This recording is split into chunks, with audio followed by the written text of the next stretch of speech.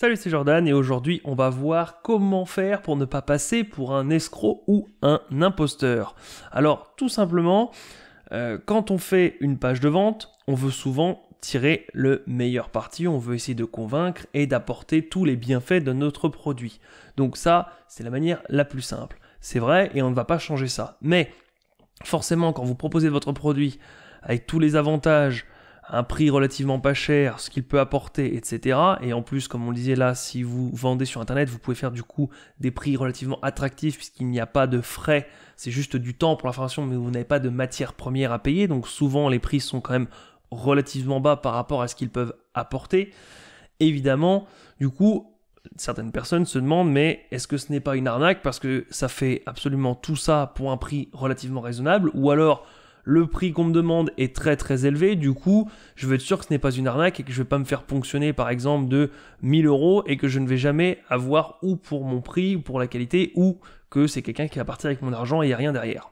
Alors, déjà, d'une part, il faut vendre un produit de qualité. Ça, c'est sûr, le but ici, ce n'est pas de réussir à être un imposteur et d'arriver à feindre d'être honnête, mais le problème, c'est que même quand on vend un produit de qualité, même si ici, c'est de la qualité, les personnes ne s'en aperçoivent qu'une fois qu'elles ont acheté, que quand elles ont acheté le produit, qu'elles ont accès. Avant, elles n'en savent absolument rien. Donc, comment faire déjà pour ne pas passer pour un escroc? Alors, déjà, en 1, il faut partir sur une base saine.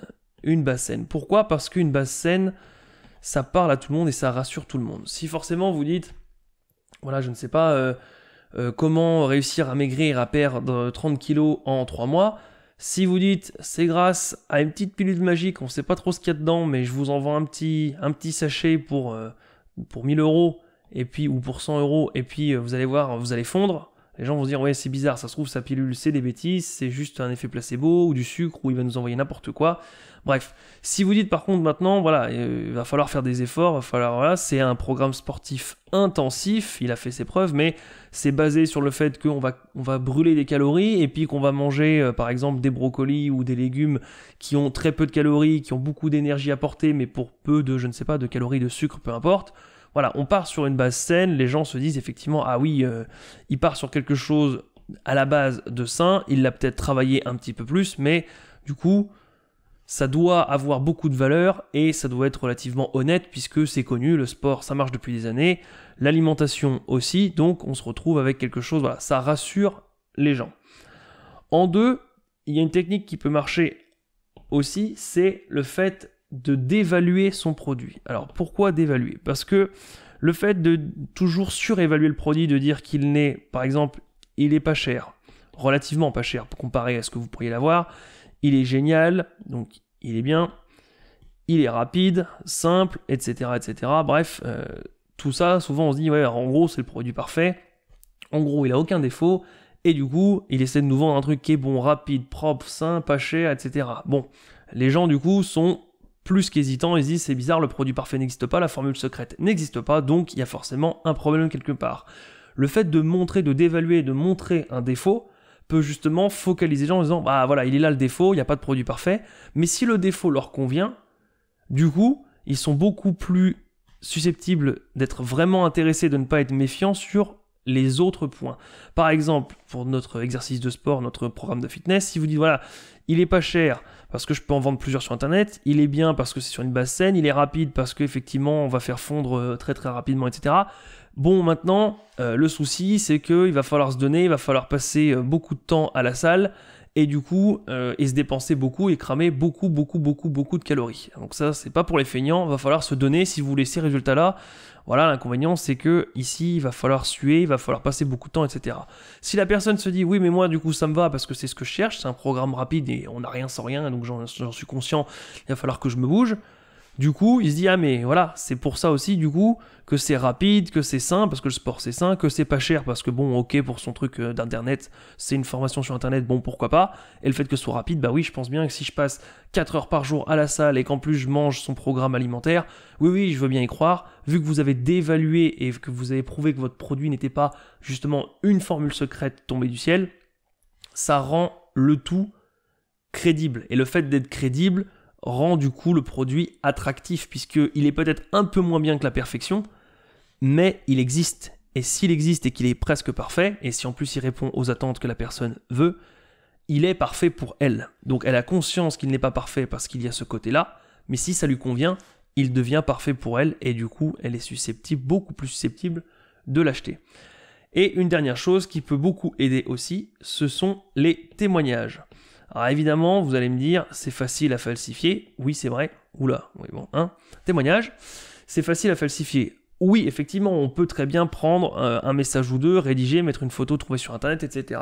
Mais si vous avez déjà réussi à vendre plusieurs produits, alors même pas forcément celui-ci, parce que ce n'est pas obligé d'être sur celui-ci, alors c'est encore mieux si c'est sur ce produit-là, mais si vous avez vendu d'autres produits avant, au moins les témoignages ne serviront pas à valoriser le produit, mais à vous le valoriser vous. Et si vous êtes déjà reconnu comme quelqu'un de très respectable, votre produit devient respectable. Donc si vous arrivez à mettre 30, 40, 50, même 100 témoignages, c'est beaucoup plus crédible parce qu'il aurait fallu trouver 100 photos qu'on n'a jamais vues ailleurs, qu'on se dise pas tiens cette tête là je la connais, on dirait que c'est un acteur ou je sais pas un mannequin, j'ai déjà vu sa tête quelque part. Si on n'en reconnaît aucun que ce sont des vrais témoignages, du coup pour vous, vous prenez des témoignages, il faut pas les falsifier, mais aux yeux du lecteur, si ce sont des écritures différentes avec des attitudes différentes, des mots différents, etc., ça rend encore plus crédible. Et si vous mettez une base de données, c'est très facile à faire, vous pouvez en mettre une dizaine, une trentaine, une quarantaine, et du coup, ça rassure le client en disant, justement, ici, il y a beaucoup de gens qui sont passés par là, il y a beaucoup de gens qui témoignent, c'est très difficile de falsifier une centaine de témoignages, donc du coup, ça doit quand même être crédible, ou au moins sur la personne. Et puis quand on voit des témoignages qui remontent à plusieurs années, c'est pas les témoignages qui sont sortis en 3 semaines, il y a eu 100 témoignages en 3 semaines ou en 2 semaines, du coup on se dit tiens il a peut-être pu les falsifier. Si c'est étalé sur plusieurs mois voire plusieurs années, ça rend la chose beaucoup plus crédible.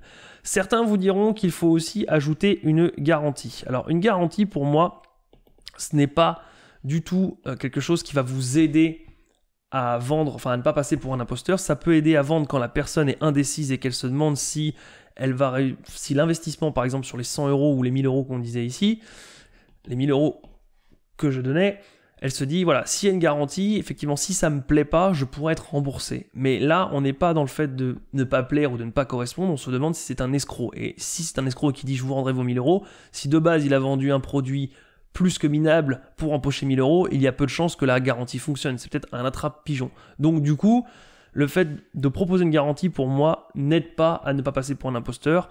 Elle n'est pas dans ce sens-là. Après, si vous pouvez en mettre une également, ça peut renforcer. Ce n'est pas une mauvaise chose en soi, mais pour moi, ça n'aidera pas. Donc, si on résume, vous devez avoir un produit de qualité, parce que ça fera une bonne réputation, du coup, et si vous n'êtes pas votre premier produit, du coup, ça peut vous aider. Partir sur une base saine, proposer, montrer que votre produit part sur quelque chose de sain. D'évaluer le produit, alors ça peut être d'évaluer comme on le disait tout à l'heure en disant bah voilà il va falloir suer ou il n'est pas parfait, il ne correspond pas à tel type de personne, à ceux qui mangent ci ou à ceux qui n'aiment pas les légumes ou tout ça, donc les gens justement c'est un défaut en plus qui est réel, et finalement finir par mettre des témoignages, voilà, des témoins. Si déjà vous vous retrouvez avec tout ça, vous allez grandement augmenter du coup la crédibilité du produit et votre crédibilité à vous. Voilà, c'est tout pour aujourd'hui. Si vous voulez avoir une série de vidéos offertes, 5 vidéos sur comment réussir à créer un business en ligne, donc les grandes stratégies et les petites astuces, je vous envoie le lien, je vous mets le lien dans la description. Vous n'aurez plus qu'à cliquer dessus pour recevoir les 5 vidéos. Et moi, je vous dis à demain. Ciao.